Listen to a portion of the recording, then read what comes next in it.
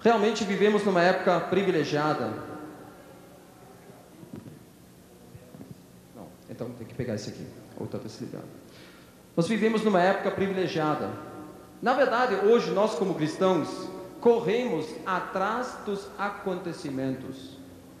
Quando alguém falou do controle total 50 anos atrás, todo mundo pensou: o que é isso? Controle total? Isso é impossível. Talvez um pedaço da terra. Hoje nós corremos atrás dos desenvolvimentos. Eu peguei alguns artigos aqui da internet que falam coisas incríveis, como agora o controle é cada vez mais forte por causa do terrorismo. Até os americanos estão dispostos em sacrificar um pouco da sua privacidade para ter mais segurança. E eles já trabalham com jeitos que se chama biometria, através do reconhecimento da íris, do campo de calor do rosto, impressões digitalizadas, não só digitais, digitalizadas, e cada vez mais métodos para impedir enganos e falsificações, infiltração de terroristas. Os Estados Unidos pararam de mandar bactérias e vírus para a Alemanha, para os laboratórios da Alemanha, de tanto medo que isso pode cair nas mãos de terroristas. Os laboratórios americanos agora estão se transformando em fortalezas de tanto medo que os americanos têm. Aqui eles dão a licença para a implantação daquele chip. Talvez vocês acompanharam. Isso não é obrigatório, mas nós vemos que a coisa está se preparando. Muitas coisas estão chegando. Aqui um outro assunto, que cada vez mais o terrorismo se une com criminosos.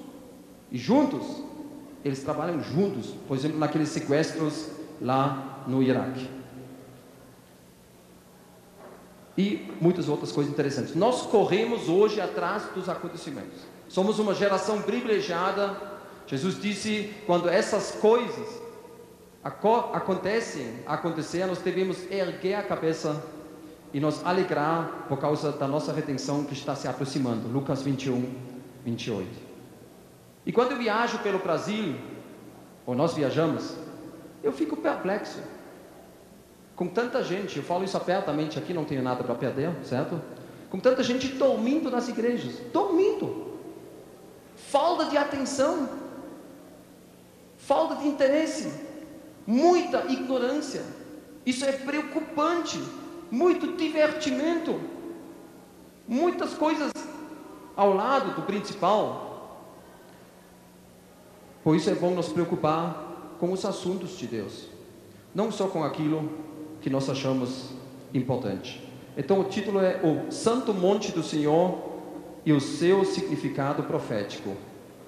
Eu vou ler o prefácio dessa mensagem, que vai ser transformado num livro. Realmente será muito difícil ouvir uma pregação ou até descobrir um comentário mais profundo sobre o tema desse livro. Muitas são as preocupações dos teólogos e dos pastores de hoje. Uma grande parte dos assuntos tratados na igreja envolvem hoje problemas e, claro, o bem-estar do homem moderno. Muitas vezes parece um marketing, que o pastor satisfaz os desejos da clientela e só são resolvidos problemas. Isso também é bom, claro, um matrimônio feliz, como educar as crianças e muitas outras coisas. Agora, se nós cremos que a Bíblia realmente é a palavra de Deus, Deus falando conosco, não podemos simplesmente negligenciar grande parte do seu conteúdo. Tipo crente sapinho. O que é um crente sapinho? Ele pula de uma promessa para outra. Salmo 23, João 3,16, né? Um sapinho naquela vitória régia, aquelas folhas grandes, pum, pum, e vai pulando, e o que está no meio, nem ideia. Então isso é perigoso, ser um sapinho, um crente sapinho, que pula só de uma promessa até o próximo versículo predileto. Paulo afirmou, na sua despedida definitiva diante dos presbíteros da igreja de Éfeso: porque não me esquivei de vós anunciar todo o conselho de Deus. Todo o conselho de Deus. Essas expressões, como o monte do Senhor, o santo monte do Senhor, meu santo monte, o monte da casa do Senhor, o monte do templo, Monte Sião, aparecem mais do que 60 vezes na Bíblia. O Filho do Homem, essa expressão aparece 74 vezes e todo mundo sabe que é Jesus e estuda essas coisas. Agora o Santo Monte, que é muito importante também, é negligenciado. E a nossa interpretação, vocês notam na chamada dos preleitores, é uma interpretação simples e evidente. Ficar o mais próximo ao texto bíblico, não se enrolar. Eu aceitei Jesus na Alemanha, eu sou da Alemanha, mas faz 30 anos que eu trabalho com a chamada da meia-noite. Aqui. Quando alguém na Alemanha aceita Jesus, ele pode ser um antissemita, pode odiar os judeus, mas na hora quando ele começa a ler a Bíblia, se ele gosta ou não, ele tem que aceitar que Israel é o povo escolhido. Sinto muito. Deus não pergunta se isso nos agrada. Ele escolheu Israel, não porque os judeus são melhores. Ele mesmo fala isso. Escolheu para colocar uma prova visível no meio dos povos. E muitas vezes, para um judeu ser judeu, através dos séculos, só trouxe desvantagem. Só desvantagem. Eu não entendo como os judeus mantiveram a sua identidade por 50, por 60 gerações. A comunidade mais antiga viveu no Iêmen. Iêmen é um país ao sul da Arábia Saudita, que se diz que era a colônia judaica mais antiga. Desde o cativeiro babilônico, 2.500 anos. 2.500 anos. Eles transmitiram a sua identidade judaica. Você não vai me mostrar outro povo com história parecida. Por que eles não negaram o judaísmo? Por que, como alguns falaram mesmo, e não falaram para os filhos que eram judeus, nós temos muitos judeus assimilados, por que tantos levaram esse judaísmo? Por quê? Porque é a vontade de Deus. Deus disse: aquele que espalhou Israel o congregará como um pastor o seu rebanho. Isso na verdade foi o problema dos palestinos. Vamos usar essa expressão. Depois do ano 70, depois do ano 135, depois daquela revolta de Bar Kokhba, onde, como foi falado hoje, mais 500 mil judeus morreram. No ano 70 morreram mais do que 1 milhão. Israel foi dispersado. Acabou. Israel, como país, como nação, não existiu mais. Eles foram dispersados. Jesus até profetizou em Lucas 21, 24: cairão ao fio da espada, serão levados cativos para todas as nações, e Jerusalém será pisada pelos gentios. Que bom! Assassinos de Jesus, bem feito! A maldição sobre eles, a bênção para nós. Jerusalém será pisada pelos gentios. Só que Jesus continua: até que o tempo dos gentios se completem. Jesus falou que um dia haverá uma troca de tempo. Israel vai aparecer de novo. E os palestinos foram atropelados. Por que atropelados? Cada beduíno, cada sírio, cada egito, cada Jordânia só existe desde 1947. Cada árabe que veio de algum país árabe lá por perto, entrou na terra, aquela terra deserta, desolada, muito deserto, e pegou um pedaço de terra e viveu lá. Ele correu um risco tremendo. Só que os árabes deram risada e disseram: aquele Yahvé acabou o deusinho dos judeus. E desde o ano 600 se grita: Allahu Akbar, Allah é o poderoso. E para mostrar isso, os árabes colocaram no monte do templo o domo da rocha e a mesquita de Omar, os seus santuários, colocando exatamente no lugar mais sagrado dos judeus: Yahvé morreu, Allahu Akbar. Você entendeu? Só que eles foram atropelados. O que aconteceu? Houve uma ameaça sobre Israel. Aquele que espalhou Israel, Jeremias 31:10, congregará eles de novo como um pastor congrega o seu rebanho. E alguns viram aquele DVD que o Renato trouxe? Aquele DVD de todas aquelas agressões. O mundo árabe está desesperado. Eles não entendem como de repente no coração do Islã aparece um povo que parece invencível. Os judeus que já ganharam tantas guerras.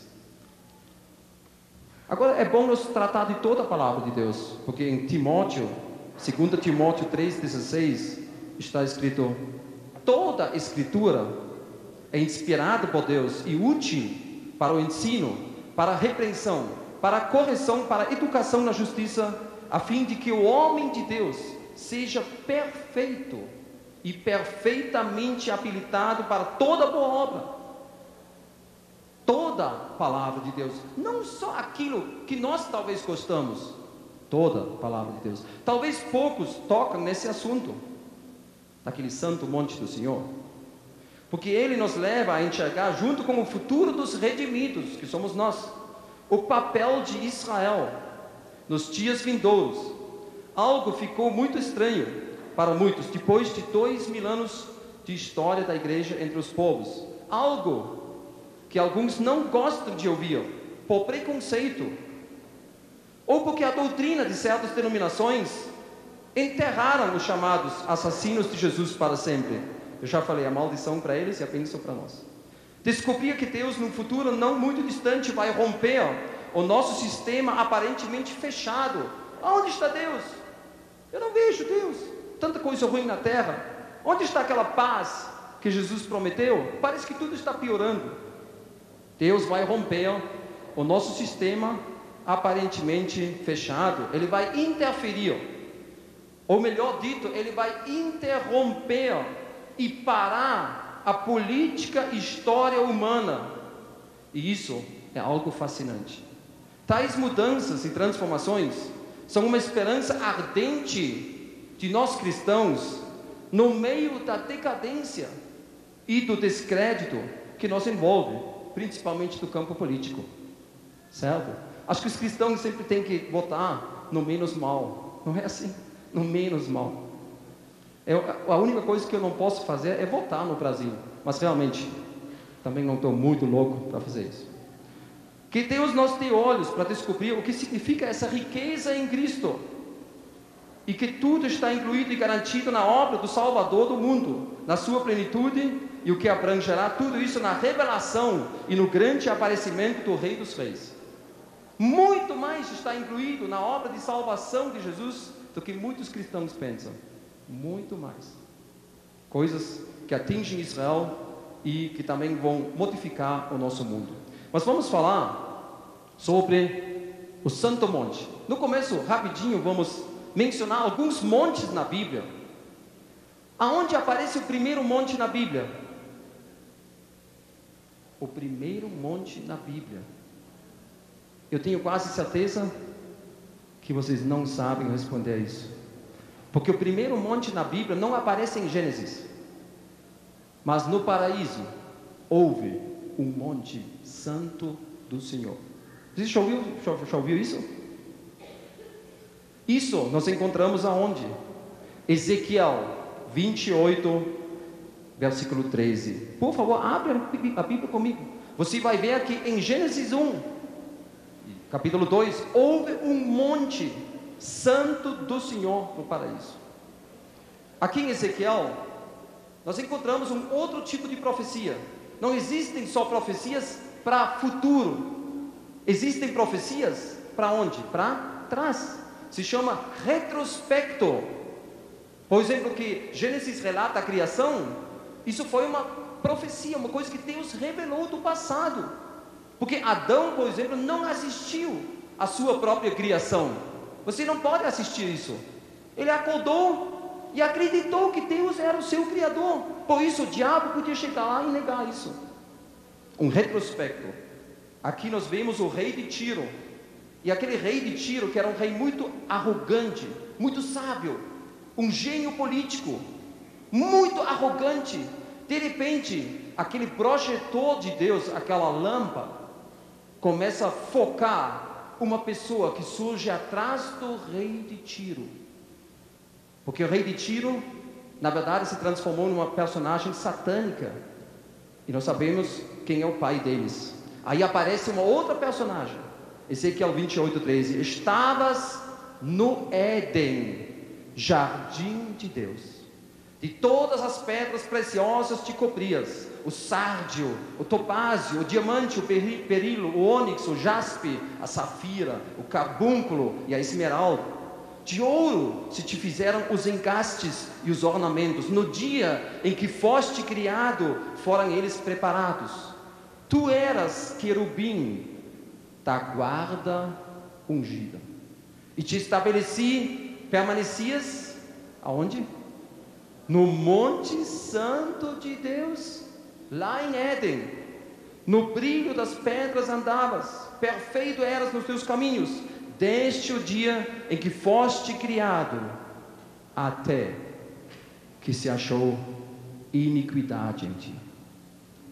Em Isaías 14, projetando o rei da Babilônia, de repente atrás do rei da Babilônia surge Lúcifer, ou estrela da alva da manhã.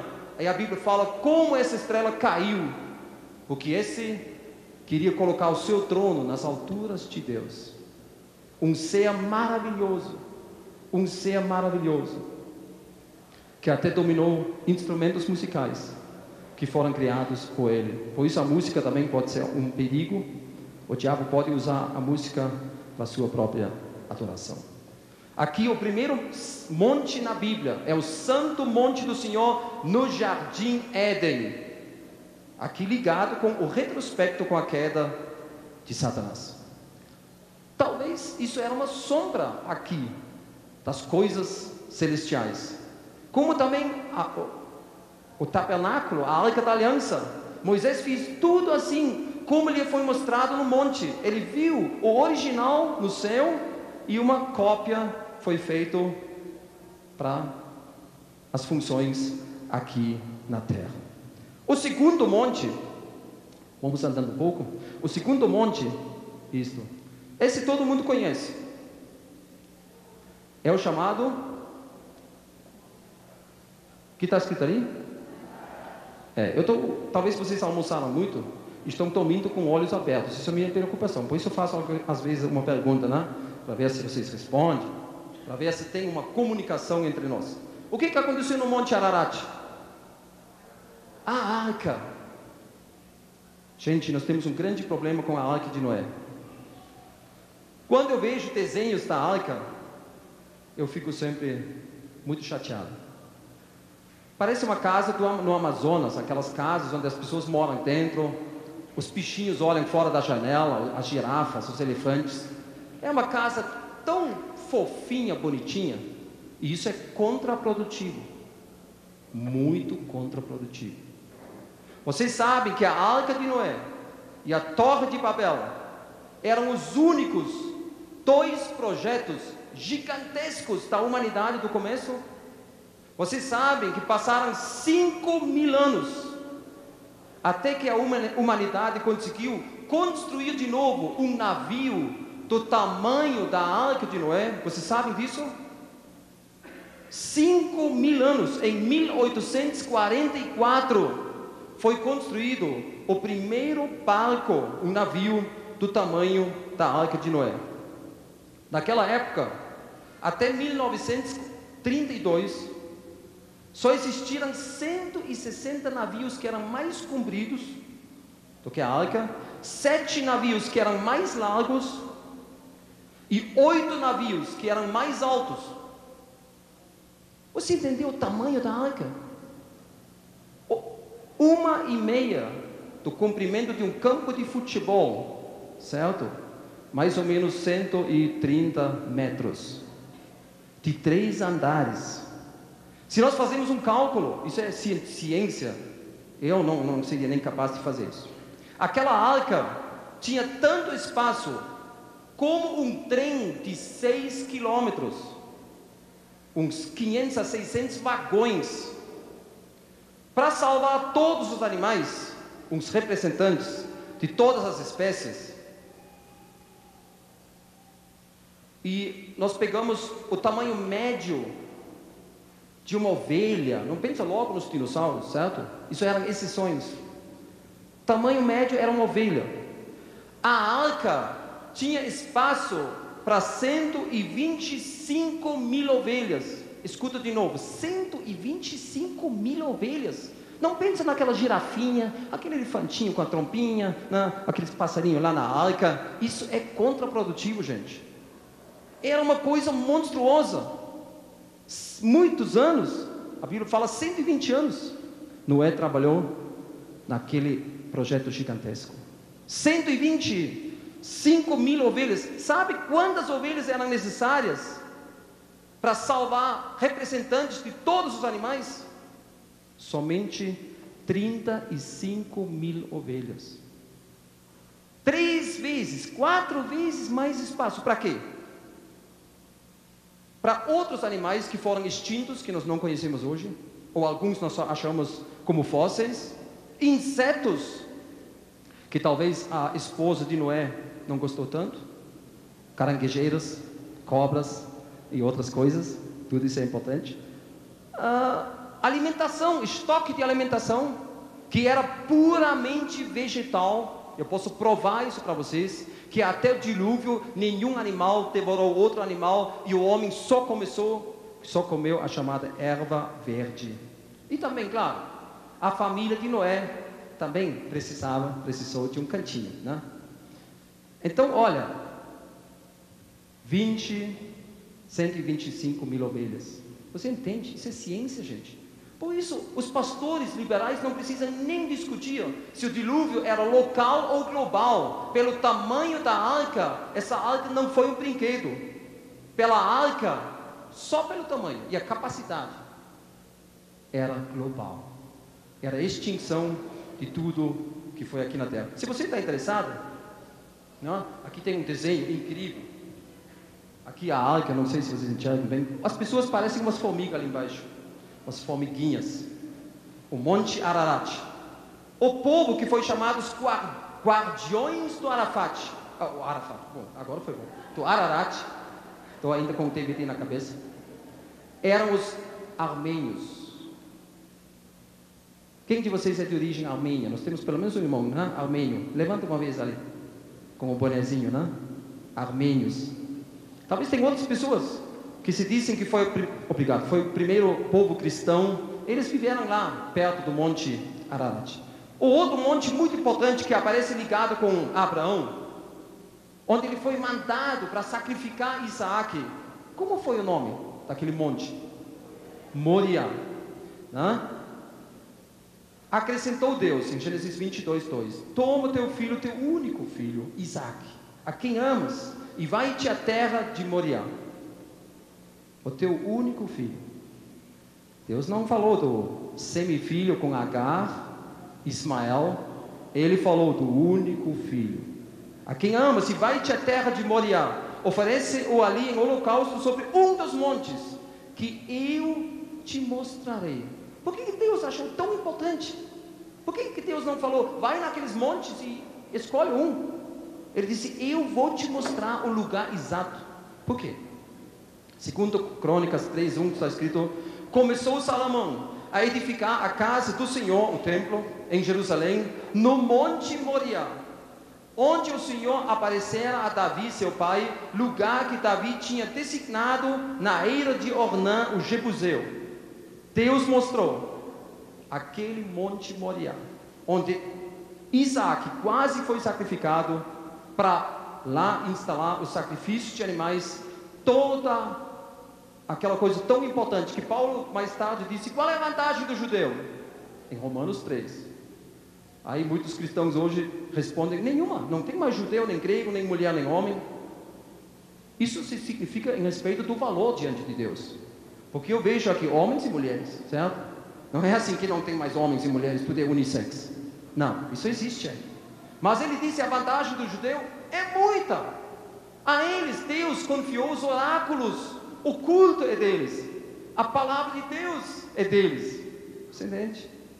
Israel, um povo muito especial. Deus é um Deus de ordem. Ele mostrou aquele monte Moriá, onde o templo foi edificado. Depois um outro monte muito importante, aquele monte que separou Israel de todos os outros povos, aquele monte onde Deus se chegou a um povo como a nenhum outro povo. Aonde foi isso? Onde ele falou através do fogo. O Monte Sinai, ou chamado também o Monte Horebe, naquela peregrinagem pelo deserto saindo do Egito. Aquele Monte Sinai, muito importante. Eu escutei alguém falar do púlpito, aí eu fico tão chateado. Na época do Velho Testamento, não se conheceu o amor de Deus. Quando alguém fala isso, eu penso, espero que não tenha nenhum judeu aqui. Você só precisa pegar uma chave bíblica e procurar a palavra amor, como Deus atraiu Israel com laços de amor, chamou Israel a sua esposa, e junto com aquela lei que nós achamos duro, aquela lei forte que exigiu até a punição máxima, capital, a pena da morte, o que Deus mandou fazer? Logo em seguida, o que Israel fez no deserto? O tabernáculo. Sabe o que é o tabernáculo? A expressão do amor de Deus. O homem pecador podia chegar no tabernáculo, colocar a mão no animal, aquele substituto, ele se identificou como pecador e no lugar dele, um animal inocente foi sacrificado. Nós sabemos que esse sangue não removeu o pecado, mas cobriu. Até onde? Até quando João Batista falou aquela frase, para mim é incrível que João Batista falou. Vendo Jesus, ele disse o quê? Eis o Cordeiro de Deus que leva o pecado do mundo. Aquele Isaac divino que Deus não poupou, que veio não como mártir, ele veio para morrer. Ele falou várias vezes. Ele devia ser elevado do chão, ia ser entregue nas mãos dos homens. E eu dou a minha vida voluntariamente. Não pense só nos romanos e nos judeus. Temos outros montes incríveis. Aquele monte da oração, onde Moisés começou a orar e Josué combatendo os amalequitas ali. E aí foi muito estranho. Josué se esforçando, mas cada vez quando as mãos de Moisés ficaram cansados, de repente ele viu lá de cima como os amalequitas empurraram. Eles forçaram os judeus de repente. E quando Moisés se levantou, de repente Josué foi adiante. Aí eles chamaram duas estacas vivas, né? Umas muletas vivas, Ur e Arão, que apoiaram os braços. Que coisa incrível. Moisés orando assim. Isso lembra de alguma pessoa? Moisés como sacerdote orando. Se você teria olhado lá de trás, você teria visto quase um crucificado, com aquela posição de cruz, orando. Moisés era um símbolo também, muitas vezes, um grande profeta, que falou até um outro dia vir. Arão morreu no monte Or, Moisés no monte Nebo. Outra coisa importante foi o monte Carmelo, Elias. E nós sabemos mais ou menos o lugar onde isso aconteceu. Porque lá no monte Carmelo, onde você vê a planície de Armagedão, lá onde Elias desafiou os falsos profetas de Baal, você vê toda a planície de Armagedão. Assim como houve um confronto entre Deus e os deuses, entre Elias e os falsos profetas de Baal, haverá um outro grande confronto entre Jesus e o anticristo, que ele vai aniquilar com o sopro da sua boca. E só lá tem uma única fonte com água. Então nós sabemos que foi de lá que Elias mandou trazer aquela água e mais água. Para quê? Para ninguém dizer que ele tinha um fósforo escondido embaixo da túnica. Sabe aquele truquezinho? Claro, não era fósforo naquela época, era uma brasa acesa. Ele diz: joga mais, joga mais, joga mais. Vocês conhecem. Até quando vocês querem coxar os dois lados? Aquele culto a Javé era um culto de recusa, era um culto sério, era um culto de entrega total. Não, gente, falaram os jovens para os pais, nós queremos um pouco mais de soft, de light, de um pouco de divertimento. É tudo muito patriarcal, homens. Nós queríamos o elemento feminino também. né? E isso houve no culto a Baal. Tudo isso, os aspectos sexuais, a êxtase, tambores, dança. Era um reboliço, um show que esses sacerdotes fizeram no Monte Carmelo. Eu acho que na hora, quando o fogo não teria caído, o povo teria dito, pelo menos esses profetas fizeram alguma coisa, mas o Elias não fez nada. Olha, Elias sabia, Deus tem que responder. Por que tem que? Apesar que Elias falou para Deus, só eu sobrei, não tem mais ninguém. E Deus consolou Elias e disse, não, Elias, tem mais 7.000 que não dobraram os seus joelhos diante de Baal. Aí todos nós ficamos alegres. 7.001, gente. 7.001. Num povo do tamanho da Suíça, talvez, entre milhões de pessoas sobraram 7.001. No Monte Carmelo estava o risco do povo escolhido desapareceu como povo escolhido na idolatria. 7.001. E Elias sabia, Deus tem que responder, porque Israel não pode acabar. Ele sabia que o Deus verdadeiro ia responder com fogo. Por isso ele disse, joga mais, joga mais. E como ele fez tudo? Ele fez tudo dentro da ordem de Deus, não num caos que nós temos hoje em muitas igrejas. Ele colocou 12 pedras e restaurou o altar de Israel, 12 tribos. E na hora certa, na hora do sacrifício, um pouco antes da noite, bem na hora, está escrito, ele orou bem na hora certa e Deus respondeu.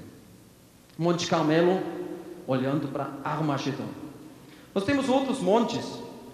Aqui tem o Monte Carmelo, muito obrigado, você está acompanhando, ótimo. Já pode botar mais um. Agora vamos...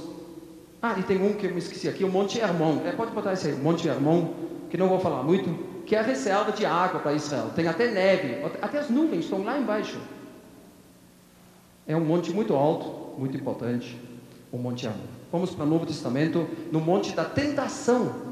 O diabo levou Jesus a um monte muito alto e mostrou todo mundo para ele. Ele foi levado a um anti-monte. Isso foi um anti-monte. Isso não foi o santo monte do Senhor. Isso foi um monte satânico. A Bíblia até diz que no extremo norte, isso está escrito em Ezequiel 28, ou Isaías 14, ligado com o diabo, está escrito que ele se colocou no extremo norte, no monte no extremo norte, o anti-monte. Aqui, hoje é mostrado um monte perto de Jericó. Todos que viajam para Israel veem o Monte da Tentação. Olha, eu não posso vender esse monte para vocês como o Monte da Tentação, certo? Eu acho que isso é tradição. Nós não sabemos que esse monte era um monte real, porque tudo era uma visão diabólica. Mas é bom nos lembrar que o diabo levou Jesus àquele alto monte, anti-monte, ofereceu um caminho sem cruz, um caminho mais fácil, mais soft, mais light. Uma grande bispa na Alemanha, uma pessoa de influência no cristianismo, entre aspas, falou, está mais do que na hora de nós trocar o símbolo da cruz por uma coisa mais agradável. E ela falou de usar o símbolo da manjedoura, onde Jesus nasceu. Isso é mais bonitinho, fofinho, aquele nenenzinho ali dentro, né? Não aquela cruz horrível, né? Onde o sangue correu. Não, a manjedoura. Não, a cruz nós não queremos. Paulo falou, a cruz é um escândalo, é um escândalo. Foi um lugar de humilhação, de morte, de condenação terrível. Mas Jesus rejeitou tudo isso, e cada vez se defendendo com a palavra de Deus. Tem o Monte das Bem-aventuranças, o Monte das Bem-aventuranças, perto do Mar da Galileia. Pode ser que foi esse, nós não temos plena certeza, mas o lugar é muito limitado. Vocês sabem o tamanho do Mar da Galileia? 15 por 25 quilômetros. 15 quilômetros só. Eu moro no Rio Guaíba, em Porto Alegre, que não é lago. Alguns chamam ele de Lago Guaíba agora, mas é um rio, 5 rios se unindo. Onde eu moro, o rio tem 13 quilômetros até o outro lado. 13. Depois ele vai 300 quilômetros até Rio Grande. Aí ele tem 50 metros por 300 quilômetros, a Lagoa dos Patos. O Mar da Galileia é pequeno, por isso Israel tem muitos problemas com água. É a única caixa de água que Israel tem. E o lugar é muito pequeno, onde Jesus atuou nas margens do Mar da Galileia. Nós sabemos hoje onde estava Tabga. Tabga é o lugar onde Jesus uma vez multiplicou os peixes e os pães. Até aquela caverna de João Batista, que é muito provável, foi ultimamente descoberto, talvez vocês acompanharam isso, até nós publicamos isso. O Monte das Bem-aventuranças. Acho que foi ali também onde Jesus falou dos lírios do campo. E disse, nem Salomão atingiu a beleza de um lírio, de uma flor silvestre, que hoje é cortado e amanhã é queimado. E ele falou dos pardais, certo? Porque muitos de nós às vezes pensamos, Deus não está cuidando de mim. Deus não vê as minhas necessidades. Eu estou com problemas. Talvez com a minha mulher, com meu marido, com os filhos, com o trabalho, estou desempregado. Comigo mesmo, como prisioneiro quase, em algumas coisas que a Bíblia chama de pecados de estimação, e você quase não sai dessas coisas. Deus não me vê. Não. Jesus disse, Deus cuida dos lírios. Nenhum pardal cai do céu sem a vontade dele. Então ele entrou também no meu quarto hoje de manhã, né? Porque Deus conheceu até esse pardalzinho pequeno. E ele disse, vocês valem muito mais do que os pardais. Buscais em primeiro lugar o reino dos céus e a sua justiça. Aí nós temos na Bíblia mais o Monte da Transfiguração. O chamado Monte Tabor, mas na Galileia, no norte, né? Parecido perto do mar da Galileia. O Monte da Transfiguração, onde Jesus, por alguns momentos, se modificou. Porque Filipenses 2 diz que ele veio aqui como servo humilde em forma humana. Ele não achou isso como usurpação ser igual a Deus. Se você discute com testemunhas de Jeová ou com mormons, mostra esse versículo, Filipenses 2. Ele não julgou um roubo de ser igual a Deus, depois ele se humilhou. Mas no Monte da Transfiguração ele mostrou, ele começou a brilhar mais forte do que o sol. Ao mesmo tempo Moisés e Elias presentes, a ligação com a primeira parte da Bíblia, e Deus Pai falando. E eles ouviram isso. Eis meu filho amado, em quem me comprazo, a este ouvis. Depois tudo desapareceu. E a Bíblia diz que eles viram ninguém mais, somente Jesus. Isso é importante para nós. Não as coisas secundárias, mas olhar para Jesus. E temos um outro lá em Jerusalém, onde Jesus se despediu. Onde Jesus foi para o céu, o Monte das Oliveiras, que fica olhando do Monte do Templo para o Oriente. Lugar ali atrás, certo? Ali atrás é o Monte das Oliveiras, não tem dúvida. É o lugar onde os anjos prometeram, ó varões galileus, porque vocês ainda olham para cima, este Jesus voltará da mesma maneira como ele desapareceu. Por isso, deve haver um arrebatamento. Porque quando Paulo fala, presta atenção, os mortos em Cristo ressuscitarão primeiro, depois nossos vivos seremos arrebatados entre nuvens para o encontro do Senhor e não no Monte das Oliveiras. Não no Monte das Oliveiras. Nós vamos ao encontro do Senhor, mas no Monte das Oliveiras Ele virá. Você entendeu? Ali nós temos os discípulos, nós temos Jesus no arrebatamento, nós temos nuvens, nós seremos arrebatados entre nuvens. Agora não pensa que isso são nuvens de chuva. Eu já preguei em regiões secas no Nordeste, e uma noite tinha nuvens, eles esperavam chuva. Aí o pastor disse, hoje à noite Jesus pode voltar, porque nós seremos arrebatados entre nuvens. Gente, isso não tem nada a ver com nuvem de chuva. Até as tuas testemunhas, quando as tuas testemunhas vão ressuscitar no Apocalipse, uma nuvem vai levar eles embora. A Bíblia diz, uma nuvem veio e levou Jesus embora. Deus ocultou e levou ele ou as suas testemunhas para a dimensão de Deus, que não fica na galáxia não sei onde. Mas nós não temos o Monte das Oliveiras, ele vai vir depois. E já entramos agora na parte profética, o Monte das Oliveiras. É engraçado, para todos que não gostam de Israel, eu não sei se tem alguém aqui, por que Jesus volta nos Montes das Oliveiras se Israel não tem mais futuro, gente? Isso é uma bobagem. Os mormons até dizem que ele vai voltar lá em Utah, nos Estados Unidos. Eles querem fazer um desvio, né? Para lá. Eles nacionalizaram Jesus, como os alemães também na época do nazismo. Jesus foi mostrado loiro com olhos azuis. Cada um quer pegar Jesus, certo? Os árabes transformaram Isaac em Ismael. Nós temos o monte da Nova Jerusalém. Um monte.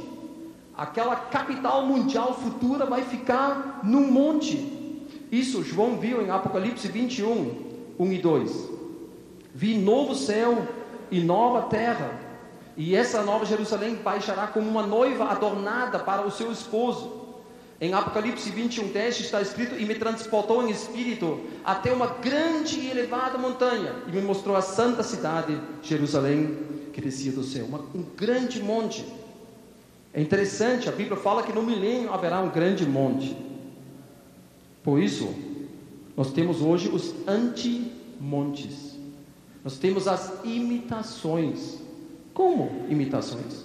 Israel procurou, já que em Israel mesmo não tem grandes montanhas, só no norte, no Golã indo para Hermon, tem uns montes mais altos. O resto é que nem aqui, vamos dizer, né? Montes, morros. E Israel sacrificou em cima daqueles morros, idolatraram naqueles chamados altos, nas alturas. É a tendência do homem. Hoje nós temos uma competição incrível. Quem vai construir o prédio mais alto do mundo? 500 metros. No momento, é o limite. Eles estão sonhando com a invenção dos nanopartículas. Nanopartículas é coisa nova.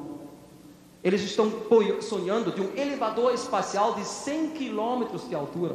100 quilômetros, para levar satélites via elevador. Isso não é tanta bobagem como você talvez pense, mas é o sonho da humanidade. E como eu falei antes, aquele antimonte no extremo norte, eu achei o lugar aqui, em Isaías 14. Tu dizias no teu coração: eu subirei ao céu, acima das estrelas de Deus, exaltarei o meu trono, e no monte da congregação me assentarei nas extremidades do norte. Gog e Magog, está escrito em Ezequiel 38, 39, vem do extremo norte. É a expressão para algo totalmente anticristão e inimigo de Deus. E nós temos o Monte Sião. Isso já foi mencionado aqui. Por isso, você tem que saber, se você ama Israel e crê nas profecias, você é um cristão sionista, porque a Bíblia diz que o centro do mundo será Sião. Você não pode fugir desse assunto. Isaías 11, 6 a 9. O lobo habitará como o cordeiro, e o leopardo se deitará junto ao cabrito. O bezerro, o leão novo e o animal cevado andarão juntos, e um pequenino os guiará. Vê se acha a última transparência, por favor, a última, bem a última. Ali tem uma coisa muito bonita que vale, que é certo. É um pouco naif, né? Um pouco simplório, mas é isso aí, né? Todos esses animais juntos e um pequenino os guiará. A vaca e a ursa pastarão juntas, e as suas crias juntas se deitarão. O leão comerá palha como boi. A criança de peito brincará sobre a toca da áspide, e a já desmamada meterá a mão na cova do basilisco. Não se fará mal, nem dano algum, em todo o meu santo monte. Isso aqui é ligado com o santo monte do Senhor. A partir de Sião, essas bênçãos vão se espalhar para o mundo inteiro. Isso não vai começar em Brasília, apesar que Brasília nessas alturas não vai existir mais, nem Washington, nem Moscou, porque a Bíblia diz que todas as cidades dos gentios vão cair. Logo vamos mencionar isso. Então aqui isso vai acontecer no meu santo monte, e ele aparece várias vezes. Também os livrarei ao meu santo monte, e os alegrarei na minha casa de oração. E muita coisa.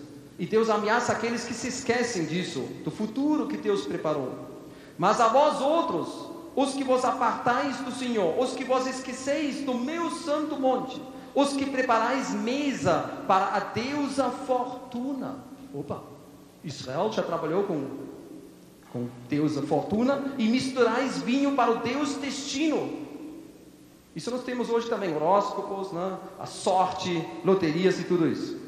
Eles se esquecem do santo monte do Senhor. E temos também, esse monte também se chama o monte, acho que nós temos uma coisa de Sião ali, não? Vamos ver se acha alguma coisa. Obrigado. O Monte do Rei. Eu não me lembro agora quem leu isso. Aquele Salmo 2. Ligado com a ONU, aquele conflito. Acho que foi Arno Fröse, mas não tenho certeza. O Salmo 2 fala: na sua ira, ao seu tempo, lhes há de falar, e no seu furor os confundirá. Eu, porém, constituí o meu rei sobre o meu santo monte Sião. E a Bíblia diz que os reis da terra se levantam e conspiram contra o Senhor e seu ungido. Eles não aceitam que ele foi instalado no monte Sião, lá em Israel. A ONU hoje fala 3 vezes não. E esses 3 não vão trazer Armagedão para esse mundo. Eles dizem: a Bíblia não é a palavra de Deus. Israel não é o povo escolhido. E a terra não é de Israel. Então, isso vai trazer tudo isso. Deus diz: não, eu ungi o meu e constituí o meu rei sobre o meu santo monte. E a Bíblia diz que isso aqui será o centro dos dias futuros. Isso nós lemos em Isaías 2, 2 e 3. Pode botar aquela transparência do só for Jesus. Nos últimos dias acontecerá que o monte da casa do Senhor será estabelecido no cimo dos montes, e se elevará sobre os outeiros, e para ele afluirão todos os povos. Irão muitas nações e dirão: vinde e subamos ao monte do Senhor e à casa de Deus de Jacó, para que nos ensine os seus caminhos e andemos pelas suas veredas, porque de Sião sairá a lei e a palavra do Senhor de Jerusalém. Ele julgará entre os povos e corrigirá muitas nações. Estes converterão as suas espadas em relhas de arados e suas lanças em podadeiras. Uma nação não levantará a espada contra outra nação, nem aprenderão mais a guerra. Vocês sabem que esse versículo está escrito no edifício da ONU em Nova York? A ONU, que só gasta tempo para condenar Israel, colocaram Isaías 2 e 3 no mural, no muro daquela casa. Eles não acreditam que isso vai vir através de Jesus. Eles acham que através da própria inteligência, negociações de paz. Nós vimos ao meio-dia, né, o Arafat e Rabin e outros, como essa paz se mostrou como falsa paz, que nós antes já publicamos muitos anos, que tudo isso vai acabar numa situação muito precária. Temos também o monte do templo. A Bíblia diz que no futuro haverá um templo milenar. E esse templo vai ficar lá naquele alto monte do Senhor. Ezequiel viu ele em 43:12. Esta é a lei do templo sobre o cimo do monte. Ou em Ezequiel 42, Deus levou ele numa visão a um monte muito alto. E embaixo desse templo vai jorrar água viva, debaixo do templo. E essa água uma parte vai para o mar Mediterrâneo e a outra parte vai entrar no mar morto. E a Bíblia diz que os pescadores em En-Gedi, nós já tomamos banho 2 vezes em En-Gedi, nós conhecemos o lugar. A água é tão salgada que você não pode afundar, você não precisa saber nadar. Você pode ler um jornal, Notícias de Israel por preferência, né? Você pode bater uma foto. Lá não tem peixe, não tem água, não tem plantas aquáticas, só tem peixe onde o Jordão entra no mar morto, porque essa água é 5 vezes mais salgada do que o Atlântico e os oceanos. Não tem peixe que aguenta isso, 5 vezes mais. Se a água entra no seu olho, isso queima que nem fogo. E a Bíblia diz: os pescadores vão estender a sua rede em En-Gedi. Por isso, existe um mar morto. Você vê lá até colunas de sais, que nos lembram da mulher de Ló. É o lugar mais baixo do mundo, 400 metros abaixo do mar. Existe um mar morto. Um mar morto que grita por socorro para sair dessa morte. E a Bíblia diz: debaixo do templo vai vir a solução. Se alguém nega o milênio, nega o templo no milênio, eu digo: meu amigo, o mar morto, eu já tomei banho lá. É real. Se o mar morto é real, o templo também é real. Isso é exegese, isso é apologética. Você tem que se defender com a palavra de Deus. e o monte dos sobreviventes de Armagedon, que é o mesmo monte. A Bíblia diz que os sobreviventes de Armagedon, em Zacarias 14:16, algo que nunca se cumpriu, todos os que restarem de todas as nações que vieram contra Jerusalém subirão de ano em ano para adorar o Rei, o Senhor dos Exércitos, e para celebrar a festa dos tabernáculos, Sukkot. Uma vez por ano, no milênio, os povos são obrigados em comemorar essa festa global. Os sobreviventes naquele monte. E nós vemos que haverá grandes mudanças topográficas, grandes mudanças. Quando a Bíblia diz em Apocalipse 6, e o céu recolheu-se como um pergaminho, quando se enrola, então, agora presta atenção, isso é topografia, geografia, isso é quase ciência. Então todos os montes e ilhas foram removidos dos seus lugares. O movimento tectônico dos continentes, toda a estrutura da terra, a superfície, vai ser transformado durante a tribulação. Muitos cristãos leem por cima, Apocalipse 16, 19 e 20. E a grande cidade se dividiu em 3 partes, e caíram as cidades das nações. Eu conheço uma Bíblia em português, uma versão que diz: e todas as cidades dos gentios vão cair. E lembrou-se Deus da grande Babilônia, para dar-lhe o cálice do vinho do furor da sua ira. Todas as ilhas fugiram, e os montes não foram achados. Gente, isso é uma transformação violenta da superfície da terra. Toda a terra se tornará como uma planície, Zacarias 14:10. Ou quando Jesus veio e o João Batista preparou o caminho para ele, foi dito o seguinte: todo vale será aterrado e nivelado, todos os montes e outeiros, o que é tortuoso será retificado, e os lugares escabrosos aplanados. Quando João Batista veio, isso se referiu ao campo do povo de Israel, o caminho seria preparado. Mas, antes do milênio, isso vai se cumprir literalmente com a superfície da terra. Aí haverá aquela oração dos nossos amigos evolucionistas, os adeptos que acreditam que a vida vem da matéria morta. A única coisa que resta para aqueles que creem na evolução será clamar para a matéria morta para lhes ajudar. Montes e rochas caiam sobre nós e nos escondem da ira do Cordeiro, escrito em Apocalipse 6 também, porque eles não acreditam em Deus e vão clamar pela matéria morta. Jeremias 2:27, aqueles que dizem ao pau, tu és meu pai, e à pedra, tu me geraste. Imagina, 2.700 anos atrás, adeptos de Charles Darwin, muito antes dele, falaram em Jeremias 2:27 ao pau, que é um pedaço de madeira seca, tu és meu pai, e a pedra, matéria morta, tu me geraste. Eles acham que talvez através de atividade vulcânica se criaram as condições iniciais para a criação da vida. Eu li agora na internet, para não dizer que Deus fez tudo isso. A superfície da terra será modificada. Deus vai fazer tudo novo. Ele até diz: mas vós folgareis e exultareis perpetuamente no que eu crio. Deus vai fazer coisas maravilhosas. Ele vai transformar tudo. Coloca aquela estátua. Nós já vimos aquela estátua várias vezes, mas isso é a nossa esperança. A estátua de Daniel. Cada um mostra a estátua um pouco diferente, né? Isso aqui eu tirei de uma Bíblia de crianças. A Arca de Noé eu não tirei da Bíblia das crianças, né? Mas essa estátua achei bonito, que são aqueles reinos, nós já ouvimos agora nesses dias bastante, babilônicos, medo-persas, os gregos e os romanos.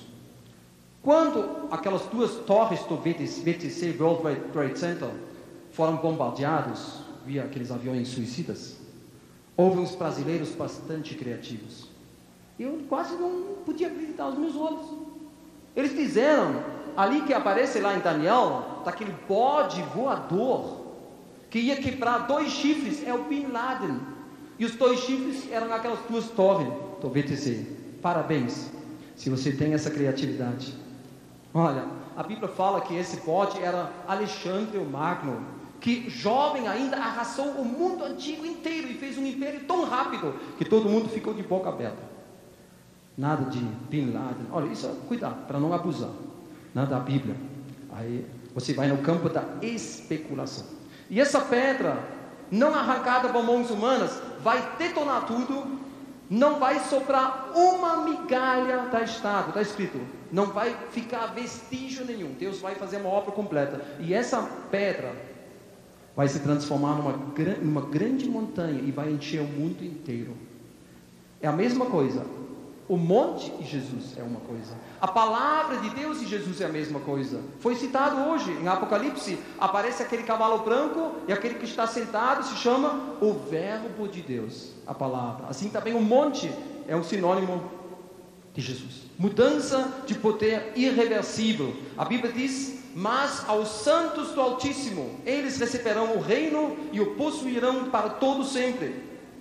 Daniel 7:27. Serão dados ao povo dos santos do Altíssimo, o seu reino será reino eterno. Isso está escrito em Daniel, não no Novo Testamento. Deus falou isso já para Israel. Por isso Jesus sempre se compara com aquela pedra de tropeço, pedra angular. Ele diz que aquela pedra que foi rejeitada pelos construtores virou a pedra angular. 2 Pedro fala que nós fomos edificados como pedras vivas, e Pedro ali cita aquela pedra angular que é Jesus Cristo. Isso é algo maravilhoso. Ali haverá uma mudança total. Isso também resolve aquele problema com Pedro. Jesus não disse: tu és Pedro, e sobre essa pedra eu edificarei a minha igreja. Isso, eu não sei grego, certo? Mas a gente aprende um pouco estudando, por isso é bom ler bons livros, certo? Você aprende coisa. Jesus disse: tu és Petros. Petros quer dizer, tu és uma pedra solta. Petros é uma pedra solta. Mas eu sou Petra. E isso em grego significa uma rocha inteira, um fundamento sólido. Você entendeu? Tu és Petros. Claro, uma pedrinha. E sobre essa rocha, sabe aquela rocha? Foi a confissão de Pedro. Ele disse, quando ele foi convidado para subir de lá: não, tu tens palavras da vida eterna, nós não podemos ir embora. Aí Jesus disse: sobre essa pedra, sobre essa confissão, Jesus é o fundamento. 1 Pedro 2 diz: chegando vós para ele, a pedra que vive, rejeitada sim pelos homens, mas para com Deus eleita e preciosa, também vós mesmos como pedras que vivem. A pedra que os construtores rejeitaram, esse veio a ser a principal pedra angular. Por isso nós também entendemos o comportamento fatal de Moisés diante da rocha onde a água saiu, gente. A primeira vez Deus disse: bate na pedra. Moisés bateu, a água saiu. Naquela outra ocasião, Deus falou: fala com a pedra. E Moisés ficou tão nervoso com o povo que ele bateu com raiva 2 vezes naquela pedra. Por isso, Moisés não entrou na terra prometida. Você sabe disso? Sabe o que ele fez? Ele bateu 2 vezes em Jesus Cristo. 2 vezes. E a Bíblia diz: assim como Jesus veio só uma vez para tirar o pecado, Hebreus 7:28, assim ele voltará também uma vez para buscar aqueles que o amam. E isso Paulo fala em 1 Coríntios 10: todos eles comeram de um só manjar espiritual, o maná, e beberam da mesma fonte espiritual, porque bebiam de uma pedra espiritual que os seguia, e a pedra era Cristo. Gente, ninguém de nós ia pensar nisso, né? É uma interpretação interessante. Paulo fala isso: a pedra que os seguiu, aquela rocha, que em hebraico é Tzur, T-S-U-R, que em hebraico é com Z, né? Que se fala como Tzur. Nós até já ajudamos, a Bet Shalom ajudou um homem que se chamou Tel Tzur, um pastor de uma igreja. Nós ajudamos para ele construir uma igreja. Tel Tzur quer dizer o monte da rocha. Deus é a nossa rocha. Muitas vezes isso é mencionado. A rocha Deus, aquela pedra sólida onde a nossa vida pode ficar em cima. Mais uma vez, até que a terra se abale ou acabe e os montes caem no meio do mar, nós não temeremos, porque Deus está no nosso meio.